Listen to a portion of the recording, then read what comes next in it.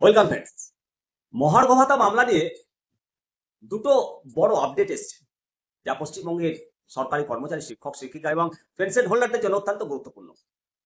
26শে August শুনানির order কপির ওপর ভিত্তি করে এই মামলার দুটো নতুন গতি প্রকৃতি এসছে, যা মামলার ভবিষ্যৎ গতি প্রকৃতি নির্ধারণে সহায়ক হবে, এটাই মনে করা হচ্ছে।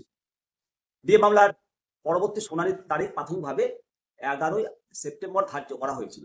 নতুন অর্ডার কপিতে একটা পরিবর্তন লক্ষ্য করা গেল।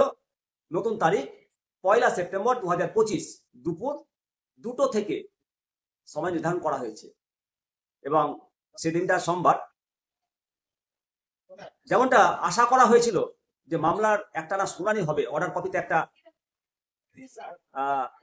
উল্লেখ থাকবে, তেমন কিন্তু কোনোটা সেরকম উল্লেখ নেই। তবে এই মামলাটা আরো দীর্ঘায়িত হবে সেই ইঙ্গিত দেয়। এবারে অর্ডার কপিতে সবচেয়ে উল্লেখযোগ্য দিক হলো যে এতে 3টি অবমাননার মামলা রয়েছে। পূর্ববর্তী যে অর্ডার কপিগুলো দেখেছি সেগুলোতে এমনটা ছিল না। 3টে মামলা অন্তর্ভুক্ত হয়েছে।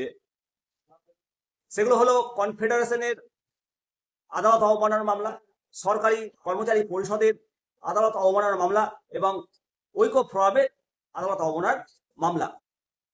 এই 3টি অন্তর্ভুক্তিকরণ এটাই প্রমাণ করে যে আদালত অবমাননার বিষয়টি এখন নির্ধারিত শুনানির একটা পার্ট হয়ে উঠে এসেছে, একটা অংশ হয়েছে এবং আদালত এই বিষয়টাকে গুরুত্ব সহকারে দেখছে। এই দুটো আপডেট ডিএ মামলার ভবিষ্যৎ সম্পর্কে নতুন করে ভাবতে বাধ্য করছে এবং শুনানির তারিখ এক বছর পিছিয়ে যাওয়ায় স্বাভাবিকভাবে কর্মচারীদের মধ্যে একটা হতাশা বাড়ে। অবমাননার মামলাগুলো অন্তর্ভুক্ত হওয়ায় একটা পজিটিভ দিকও রয়েছে বন্ধুরা।